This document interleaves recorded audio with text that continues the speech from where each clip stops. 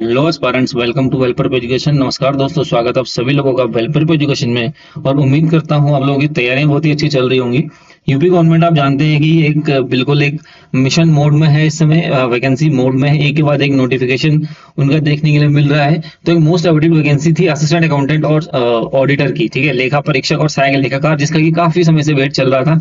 जी हाँ, उस वैकेंसी का नोटिफिकेशन 1829 पदों पर आज रिलीज हो चुका है। हालांकि आवेदन करने की जो तिथि है 14 जुलाई से शुरू होंगे आवेदन, और आपके चलेंगे 3 अगस्त तक, ठीक है। 10 अगस्त आपकी फी पेमेंट की डेट रहेगी, लास्ट डेट रहेगी।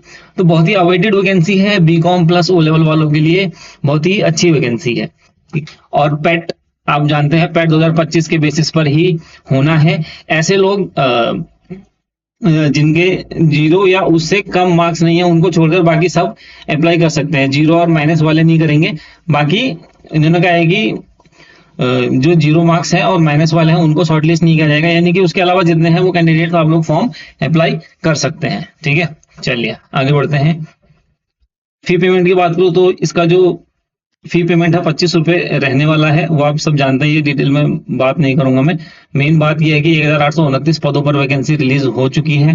विभागवार एक बार मैं आप लोगों को दिखा देता हूँ कि कौन कौन से विभाग में ये वैकेंसी है। आंतरिक लेखा एवं लेखा परीक्षा निदेशालय उत्तर प्रदेश में सहायक लेखाकार की टोटल 609 पदों पर नोटिफिकेशन आया हुआ है, जिसमें से अनरिजर्व की 536 है, ठीक है। तो अनरिजर्व के लिए देखिए एक चीज ये है कि मोस्टली क्या देखा जाता है कि वैकेंसीज कम आती हैं, ठीक है। तो यहाँ पर अच्छा खासा वैकेंसीज यहाँ पर अनरिजर्व वालों को भी देखने के लिए मिल रही है, ठीक है। तो ये आपका जो आंतरिक लेखा और लेखा परीक्षा निदेशालय है उसमें है ये वैकेंसी अनरिजर्व की 536। और नगर निकाय निदेशालय में 600 पद हैं टोटल, जिसमें से 240 पद अनरिजर्व के हैं। और आपका उत्तर प्रदेश आवास एवं विकास परिषद के अंदर 63 पद हैं अनरिजर्व के, टोटल 156 पद हैं। देखिए ठीक ठाक नंबर ऑफ वैकेंसीज है यहाँ पर। निदेशक स्थानीय निधि लेखा परीक्षा निदेशालय, इसके अंदर आपका लेखा परीक्षक के यानी ऑडिटर के 60 पद हैं अनरिजर्व के, टोटल 148 पद हैं। काफी अच्छी वैकेंसी है, ठीक है। और इसी के साथ एक इसी डिपार्टमेंट के अंदर विशेष चयन वाली वैकेंसी है, बैकलॉग की वैकेंसी है। इसमें अनरिजर्व का कोई पद नहीं है। इस तरीके से अनुसूचित जाति और ओबीसी के 4 और 10 पद हैं, क्रमशः 14 टोटल इस तरीके से वैकेंसीज हैं। उत्तर प्रदेश वन निगम के अंदर सहायक लेखाकार के 67 पद हैं, जिसमें से 35 पद अनरिजर्व के हैं, ठीक है। अच्छा डिपार्टमेंट है। चलिए, नगर निकाय निदेशालय उत्तर प्रदेश, ठीक है। नगर निकाय निदेशालय उत्तर प्रदेश में भी लेखा परीक्षक ऑडिटर की वैकेंसी है, ठीक है। 60 टोटल वैकेंसी है, जिसमें से 26 अनरिजर्व की है। उत्तर प्रदेश राज्य के निर्माण निगम लिमिटेड में अकाउंटेंट की वैकेंसी है, सहायक लेखाकार की 33 अनरिजर्व के पद है, टोटल 82 पद हैं। उत्तर प्रदेश राज्य के निर्माण निगम लिमिटेड में सहायक लेखाकार के 4 पद हैं टोटल, जिसमें से कि अनलकीली अनरिजर्व का एक भी नहीं है। और गुरु जम्बेश्वर यूनिवर्सिटी मुरादाबाद के अंदर सहायक लेखाकार के 2 पद हैं अनरिजर्व के, टोटल 4 पद हैं यहाँ पर, ठीक है। और माँ विंध्यवासिनी विश्वविद्यालय मिर्जापुर के अंदर सहायक लेखाकार के 2 पद हैं अनरिजर्व के, टोटल 4 पद हैं।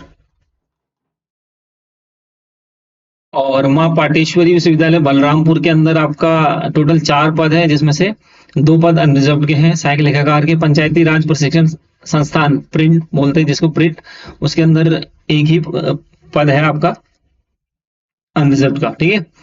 जननायक चंद्रशेखर विश्वविद्यालय बलिया में सहायक लेखाकार का 1 पद है अनरिजर्व का। और उत्तर प्रदेश वस्त्र प्रौद्योगिकी संस्थान कानपुर के अंदर 1 पद है अनरिजर्व का। राजकीय इंजीनियरिंग कॉलेज कन्नौज 1 पद है अनरिजर्व का। और डॉक्टर राम मनोहर लोहिया राष्ट्रीय विधि विश्वविद्यालय लखनऊ का, इसके अंदर 1 पद है अनरिजर्व का। राजकीय इंजीनियरिंग कॉलेज मैनपुरी 1 पद है अनरिजर्व का। कमला नेहरू प्रौद्योगिकी संस्थान सुल्तानपुर, इसके अंदर 1 पद है अनरिजर्व का। और राजकीय इंजीनियरिंग कॉलेज सोनभद्र में भी 1 पद अनरिजर्व का है। औद्योगिकी विकास विभाग, देखिए अच्छा डिपार्टमेंट है, यहाँ पर 68 टोटल सहायक लेखाकार के पद हैं, जिसमें से 28 अनरिजर्व के पद हैं। औद्योगिक विकास विभाग में देखा जाए तो 1 ही पद है, और वो भी ओबीसी का है, ठीक है। सहायक लेखाकार के अंदर विशेष चयन। चलिए, और ये आपका हॉरिजॉन्टल रिजर्वेशन है, इसकी मैं बात नहीं करूंगा, जो कि जैसा फॉलो होता है स्टेट गवर्नमेंट के अंदर उसी के अकॉर्डिंग होगा। और एज रिलैक्सेशन भी उसी तरीके से होगा। मेन चीजें जो बतानी थी वो ये थी, क्वालिफिकेशन मैक्सिमम सभी के अंदर एक ही है, कॉमर्स में स्नातक की उपाधि हो, अथवा सरकार द्वारा मान्यता प्राप्त विश्वविद्यालय से कहने का मतलब है कि जो बीकॉम वाले हैं आपके वो एलिजिबल रहेंगे, और जिन्होंने पीजी डिप्लोमा किया हुआ है अकाउंटेंसी के अंदर वो लोग एलिजिबल रहेंगे। साथ में ओ लेवल का डिप्लोमा चाहिए, लिखा हुआ है सरकार द्वारा मान्यता प्राप्त किसी संस्थान से कंप्यूटर संचालन में ओ लेवल डिप्लोमा, और ओ लेवल का डिप्लोमा आपका डोइक सोसाइटी या नाइलिट ही देती है, उसके अलावा अभी किसी को ऑथराइज नहीं किया हुआ है गवर्नमेंट ने। तो ये खास बात है, जो डोइक और नाइलिट वाले हैं वही एलिजिबल होंगे यहाँ पर। देखिए हर वैकेंसी में मैं आप लोगों को बता दूं कि जो भी डिपार्टमेंट है सब में मोस्टली सेम क्वालिफिकेशन है, साथ में ओ लेवल उन्होंने जोड़ा हुआ है कि ओ लेवल वहां पर चाहिए। ठीक है, तो ओ लेवल वालों के लिए काफी अच्छी अपॉर्चुनिटी यहाँ पर है इस पर्टिकुलर वैकेंसी से रिलेटेड। अगर कोई डाउट होगा आप लोग प्लीज कमेंट सेक्शन में कमेंट कर सकते हैं।